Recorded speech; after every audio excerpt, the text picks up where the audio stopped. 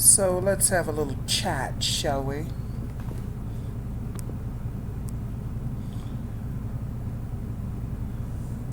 Change. The old part of you that no longer serves you has died. Are you carrying a dead corpse with you? Is the question. Change is the theme now.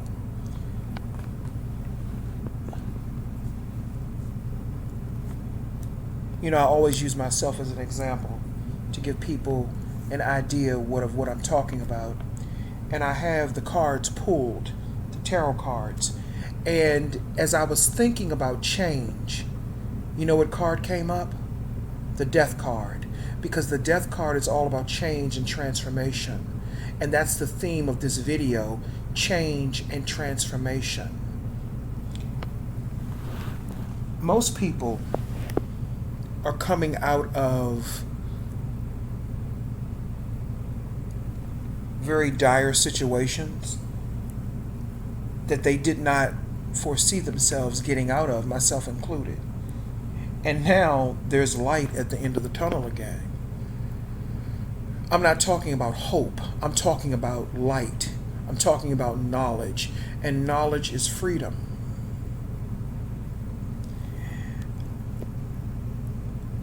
My life has really changed over the past few months tremendously for the better. I went through a ordeal where I was homeless for about 5 or 6 months. And within that time frame, I learned so much about myself. I learned so much about other people and their demons and their issues, and how in order for me, I'm speaking about me, in order for me to elevate to the next level, I had to accept the reality, which is what the Ten of Swords reverse means. I accepted the reality that I could not change people and their fucked up ways and their sickness and their disease, because fear,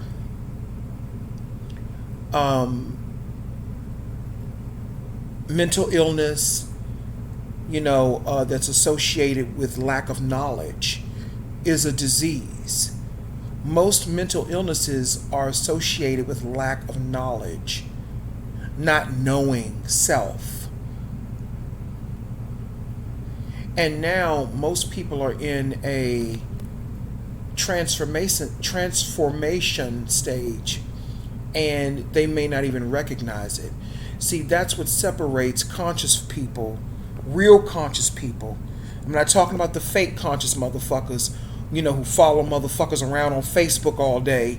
I'm not talking about them. I'm talking about real, spiritual, conscious people who are really doing the work. We're able to see the change that we're going through and to identify it and make adjustments if necessary. That experience of being homeless really taught me a whole lot. It taught me a whole lot about people. It taught me a whole lot about myself. And all of that was part of doing the work.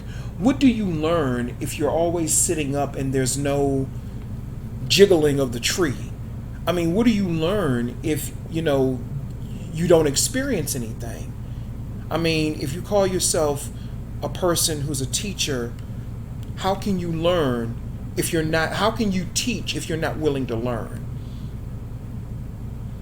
Because I see, people calling themselves teachers, spiritual teachers, but most of them are not really, and I'm thinking of one person, I'm talking about a particular individual.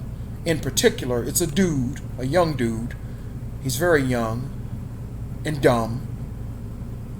He calls himself a teacher, but He's not willing to learn anything. See, true master teachers we will learn from anyone. I have a play little brother from the UK. He's in his early 20s. He and I had a disagreement a couple of weeks ago, and I was wrong. I was wrong because I jumped to a conclusion that I should not have. And I'm going to publicly apologize to him in this video as well, because I was wrong. And it took another master teacher to come in to help me see where I was wrong.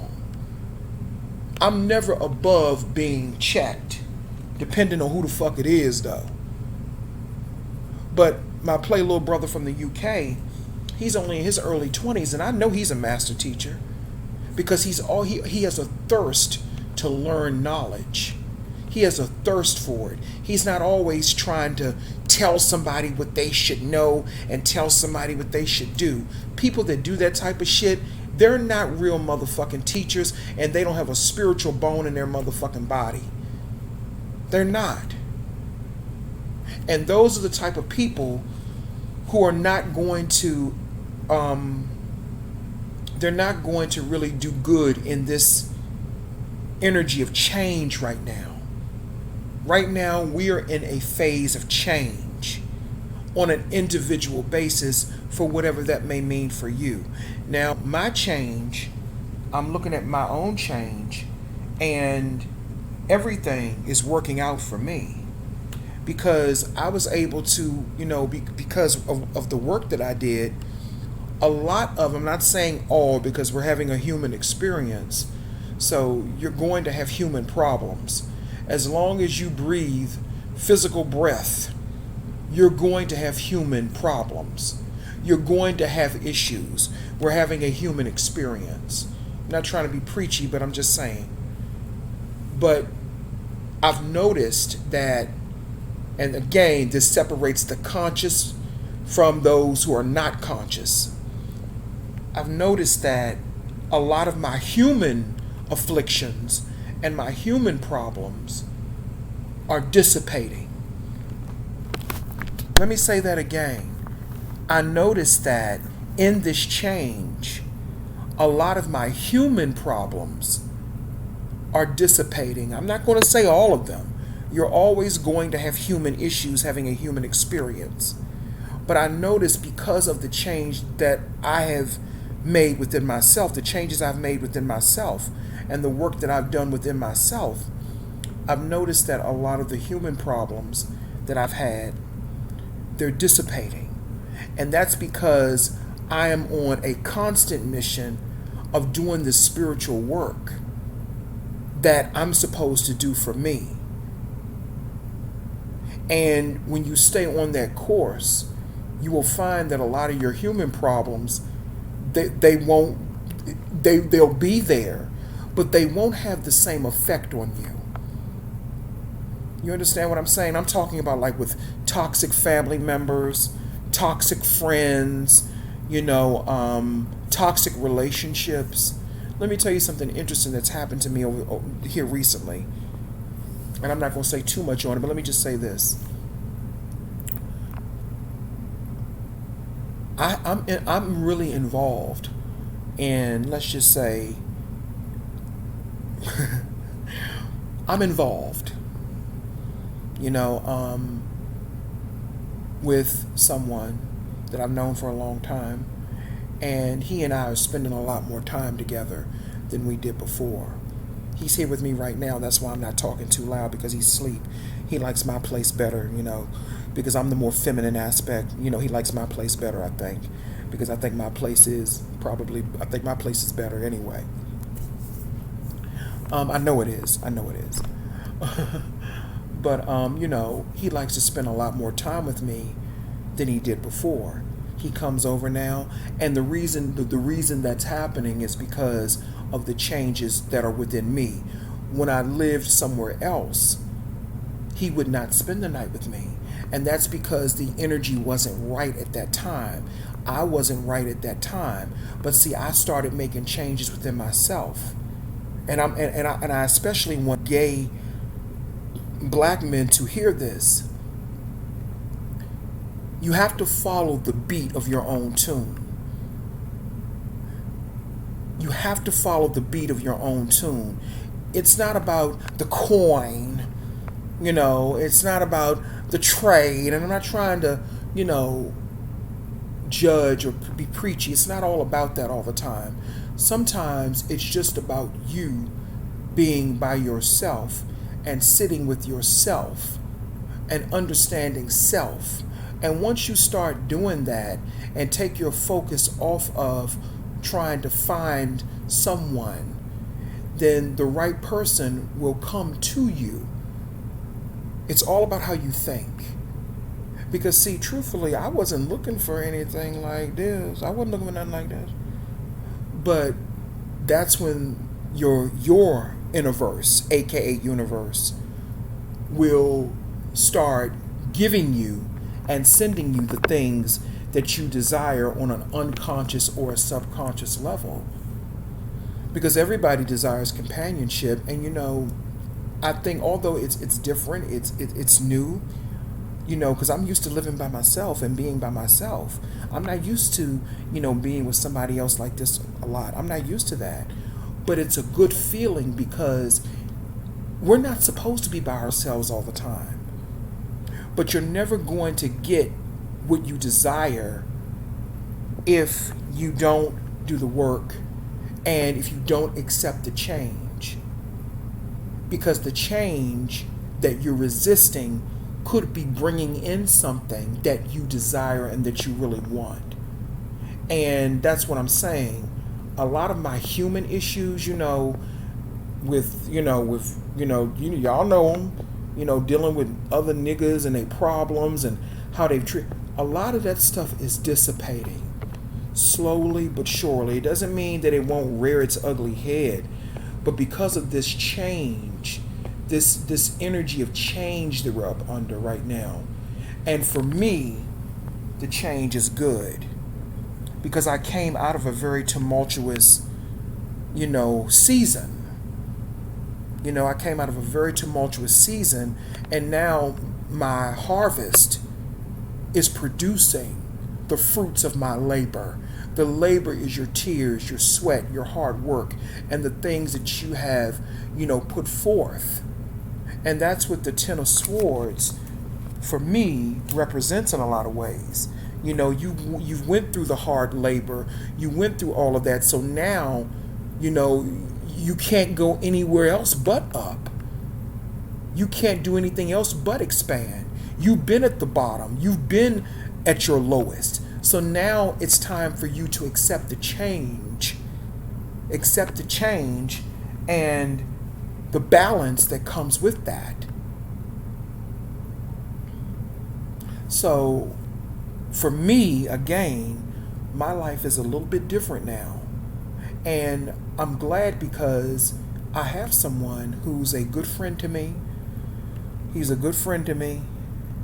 He treats me very well. He'll do anything I ask him to do for me. You know what I mean? And I can't ask for anything more. What can I ask for? He's easy to talk to. And you know what the most important thing is? He respects my mind. He respects my mind. Gay black men, you want someone that's going to respect your mind. Okay?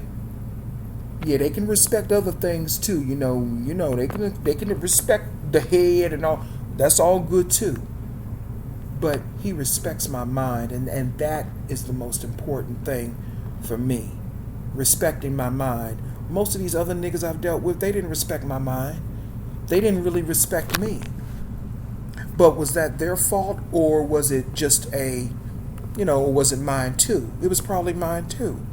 But change had to come in, and I had to really reevaluate my own emotions. Doesn't mean that I don't have urges for other men, and it doesn't mean that I'm totally exclusive, but it just means that I'm in a new phase in my life, and I'm in a new phase I'm in a new reality where a lot of the issues that I had, I don't see those issues around anymore. They're dissipating. They're going away because we are in the era of change. Like I told you, I pulled when I wanted confirmation from my spirit, from my ancestors. I wanted confirmation that what I was thinking was indeed accurate. And the card that I pulled, the first card that I pulled, was the death card. And the death card is all about change and transformation. And we are in the era of change. And the question is, are you embracing your change? Are you embracing it, or are you resisting it? Because see, when you resist it, you might be resisting something that might be good for you. Because even though the death card looks scary, and even though people misinterpret this tarot card as meaning physical death, that's not what it means. It only means change. And usually the change is good, but you have to let go of the corpses of your past. And I'm still working on doing that for myself. I have to let go of all of my toxic family members who abused me and misused me. See, all of that is part of the change. And when I think about them now, although there's still parts of me that are angry with them at times, but when I think about them now, I don't think about them as being, I don't think about them the same way. I think about them now as being pitiful, pathetic people, sick people who have a severe illness. They are severely ill people. And I'm like the doctor trying to figure out what's wrong with them. Not figure out what's wrong with them so I can cure them, but figure out what's wrong with them so I can cure myself. Because once you start to see people in the sickness and the illness that they're in, then you will begin to have compassion, and then that compassion, you internalize it into your universe, which is your heart chakra, aka your mind. You internalize that into you, that compassion, and then you help to heal yourself. It's not about necessarily having compassion for your enemies. That's where people get it misconstrued. You look at them in the pitiful state. If you're looking at them through your real spiritual eye, which is not the third eye, the real spiritual eye is your crown, fifth and sixth dimensional view. When you look at them through that vision, you will truthfully be able to see them for who they really are. They are sick, they are hurting, and they are damaged people. And when you can look at them in that way, then you can have compassion, and you internalize that to help heal yourself. You internalize it to help heal you. You face your pain. You acknowledge those spirits that are in you. You acknowledge them. You acknowledge that pain. You don't run away from it. And that's exactly what I've been doing. That's what I've been doing. I've been acknowledging the pain, not running away from it, being honest with it that yes, my family hurt me. They abused me. They made me feel horrible. They betrayed me. I admitted that. And once you start to admit that to yourself, and then you start to look at these people, whomever it may be that has harmed you, you look at these people for who they really are. You see them through the vision that you have, the real spiritual vision, not that third eye bullshit. I ain't gonna get into that, but that's a whole nother video. But we are in the age of change. And change is hard. It is very hard. And change is going to always happen. But right now, I'm in a stage of change. And this stage of change for me is very positive. And for most people, I'm saying this change is going to be is very positive for most people. You know, just don't get caught up in the illusions and delusions in this dimension that we're in. Don't get caught up in that shit. Just keep going through your change. Change. That's all I keep hearing is change. Change. Change. Because change is inevitable. Change is inevitable. That is the nature of this place that we live in. You know? But anyway, that's all I have to say.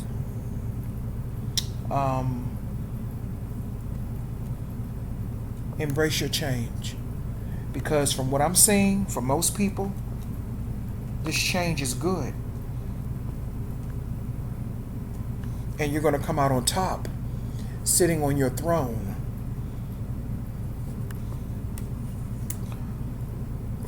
Anyway, that's all I have to say.